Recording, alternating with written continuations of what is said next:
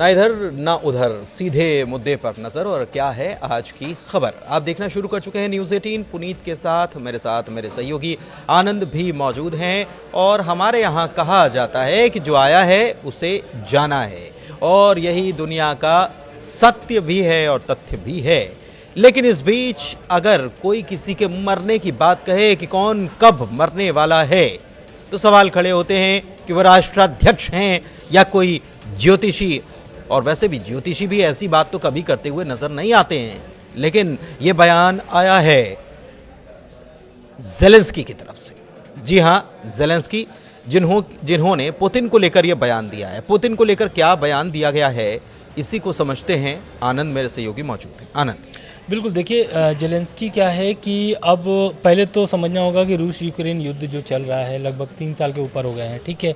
और ये युद्ध में गोला बारूद दोनों तरफ से दागा जा रहा है। लेकिन अब ज़ेलेंस्की ने जो हमला किया है वो राजनीतिक और मनोवैज्ञानिक है। दरअसल किसी पर भी आप राजनीतिक और मनोवैज्ञानिक तरीके से हमले करते हैं तो जिसके ऊपर आप बोलते हैं या जिसके ऊपर आप अपनी बातें रखते हैं उसके खिलाफ, तो उसके मन में वो बैठ जाता है। तो ज़ेलेंस्की ने पुतिन को कहा क्या है, दरअसल ज़ेलेंस्की अभी पेरिस के दौरे में है। और वो पेरिस के दौरे के दौरान एक इंटरव्यू में उन्होंने कहा है कि पुतिन जल्द मरेंगे।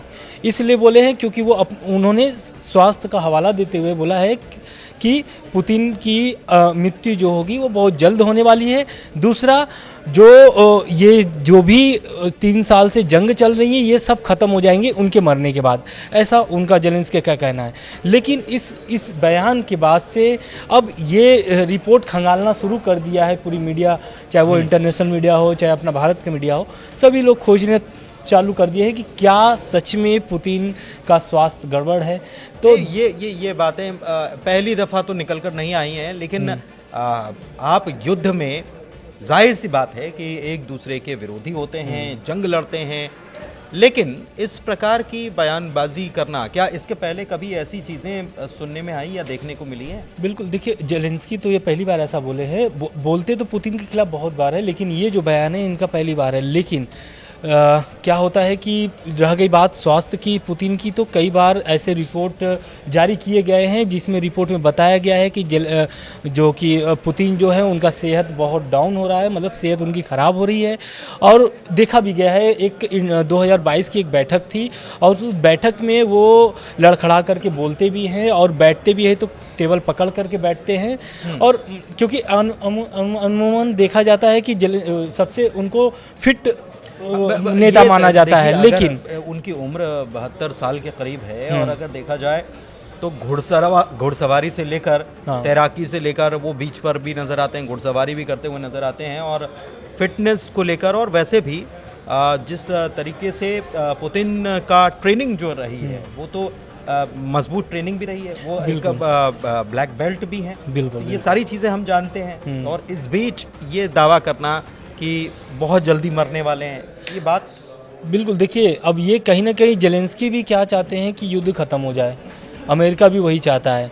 तो अब क्या कर रहे हैं कि मनोवैज्ञानिक, मैंने पहले ही बोला था कि मनोवैज्ञानिक तरीके से अब हमला कर रहे हैं। जहाँ मतलब ये जो हमला है एक तरीके से पुतिन पर कोई फ़र्क नहीं पड़ने वाला है, क्योंकि पुतिन जो है वो अपने फिटनेस को लेकर के बहुत पहले से ही, अब जैसा आप बता रहे हैं, लेकिन उनका एक हाथ जो है वो काम नहीं कर रहा है और ये फुटेज भी दिखाए गए हैं। लेकिन उसके बाद वो हम देखते हैं कि वो फिट नज़र भी आते हैं। वो अफवाहों से ज़्यादा कुछ नहीं है। क्या अफवाहों के फेर में फंस गए हैं ज़ेलेंस्की, या ये मनोवैज्ञानिक खेल खेल रहा है? बिल्कुल, देखिए और पुतिन का जन्म जो हुआ था वो 7 अक्टूबर 1952 में वो जन्मे थे, उस समय के रूस में, मतलब सोवियत संघ जब था। तो अब क्या होता है कि उस साल से अगर आप देखेंगे तो कोई भी आकलन कर सकता है कि भाई 72 साल के हो गए हैं तो जाहिर सी बात है सेहत तो बिगड़ेगा ही, बहुत सारी चीज़ें। लेकिन अभी कोई भी ऐसी स्पष्टीकरण नहीं आया है रूस की तरफ से कि पुतिन का सेहत खराब हो रहा है या पुतिन बीमार चल रहे हैं। बहुत सारे दावे हैं, रिपोर्ट्स के माध्यम से अगर बात किया जाए तो पुतिन पर बहुत गंभीर बीमारियों के बारे में भी बताया गया है कि पुतिन को बहुत सारी गंभीर बीमारियां हैं। लेकिन ऐसा स्पष्टीकरण अभी तक रूस की तरफ से नहीं हुआ है। और इस ज़ेलेंस्की के बयान से के बाद से भी कोई स्पष्टीकरण नहीं है रूस का कि सच में पुतिन का सेहत खराब है। बिल्कुल। एक चीज़ और है कि पुतिन को लेकर ये भी कहा जाता है कि उनके डमी जो हैं या उनकी जैसी शक्ल के दिखने वाले लोग जो हैं कई बार वो मीटिंग लेते हुए नजर आते हैं, लेकिन इसकी कोई पुष्टि आज तक नहीं हुई है कि ऐसा कुछ हुआ है। दावे तो बहुत होते हैं कि उनका एक बाजू जो है वो काम नहीं कर रहा है, उनकी चाल ढाल में थोड़ा सा बदलाव आया है, और ये चर्चाएं जो हैं हमेशा चर्चा का सबब बनी रहती हैं, ये बातें जो हैं चर्चा का सबब बनी रहती हैं। लेकिन क्या मैं ये समझना चाह रहा हूँ आनंद आपसे कि ये युद्ध यूक्रेन और रूस के बीच में है, ना कि पुतिन और ज़ेलेंस्की के बीच में। अगर है, ज़ेलेंस्की के बयान से तो ऐसा लग रहा है कि पुतिन और ज़ेलेंस्की के बीच में ही ये युद्ध है।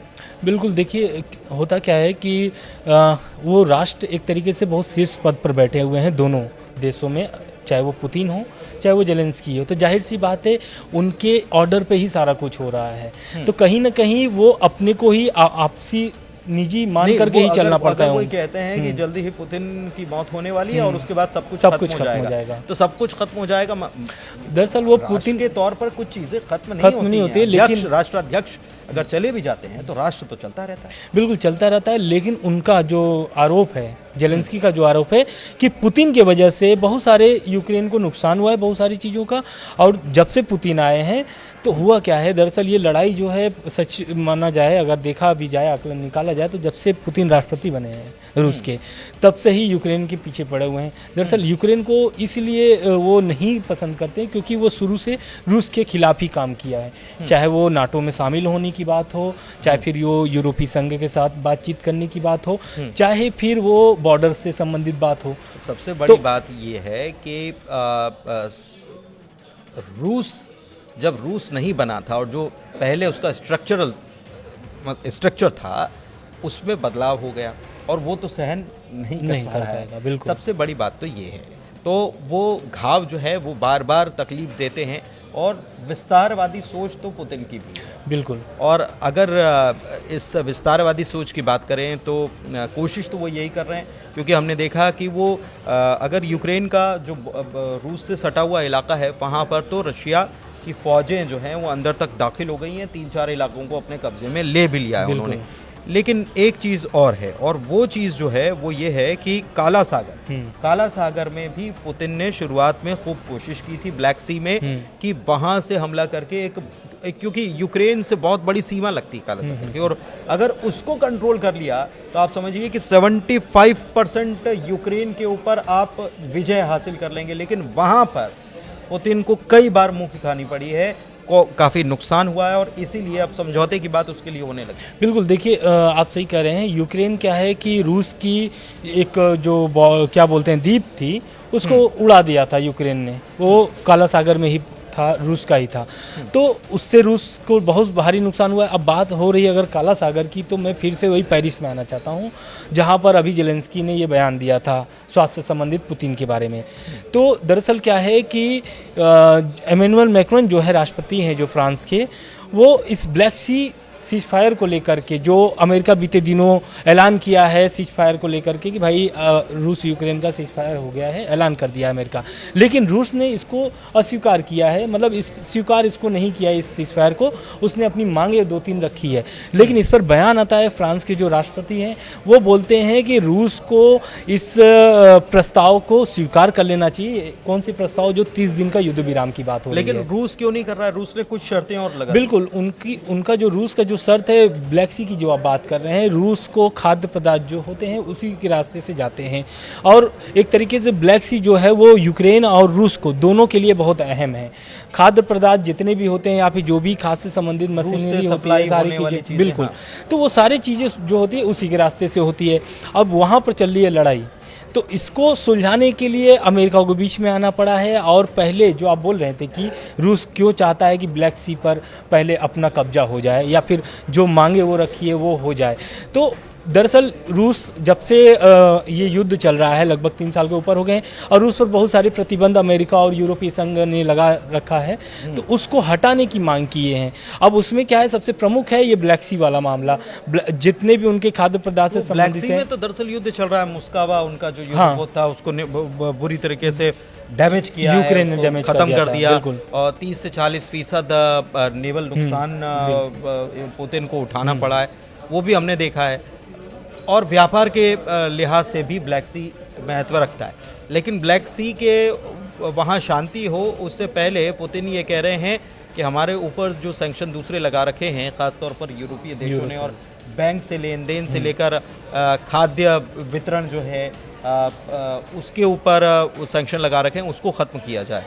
बिल्कुल, देखिए, और ये लगातार ऐसा नहीं है, चौथी मीटिंग में ये बात क्लियर किया है अमेरिका ने कि सीज फायर हो गया 30 दिन के लिए, रूस ने नहीं स्वीकार किया। लेकिन इसके पहले भी जितनी बार बैठक हुई रूस और अमेरिका की, उसमें भी अलग अलग शर्तें रखी हैं। ये तो नई शर्तें आप जो बता रहे हैं। इसके पहले क्या शर्त था रूस का ये शर्त था कि मैं युद्ध विराम उसी समय करूंगा जब तक ये मेरी 2-3 मांगे ना पूरी हो जाए। पहला कि रूस यूक्रेन जो है वो नाटो में न शामिल हो। दूसरा, जो यूक्रेन की ज़मीन पर कब्जा है रूस का, वो रूस को ही मान्यता दे दी जाए, मतलब रूस को ही वो ज़मीन दे दिया जाए।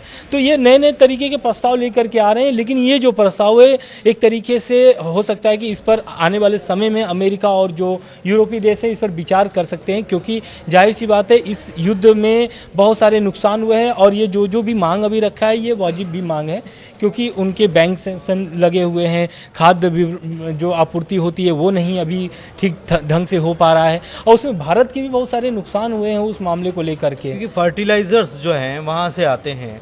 और मध्य प्रदेश के एक मंत्री ने इसको लेकर बयान दिया था, मध्य प्रदेश में बयान दिया था मध्य प्रदेश के मंत्री ने। मध्य प्रदेश में केंद्र सरकार के मंत्री की तरफ से ये कहा गया था कि जो वॉर चल रहा है उसकी वजह से आपका यूरिया और दूसरे फर्टिलाइजर्स जो हैं उसकी सप्लाई बाधित हो रही है, और इसकी वजह से मध्य प्रदेश में भी किसानों तक ये फर्टिलाइजर नहीं पहुंच पा रहा है। बिल्कुल, तो ये मध्य प्रदेश संबंधित पूरे देश में भी हम लोग रख सकते हैं, क्योंकि पूरे देश की जो होती है वो भारत ही क्या असर करता है। बिल्कुल बिल्कुल असर पड़ रहा है।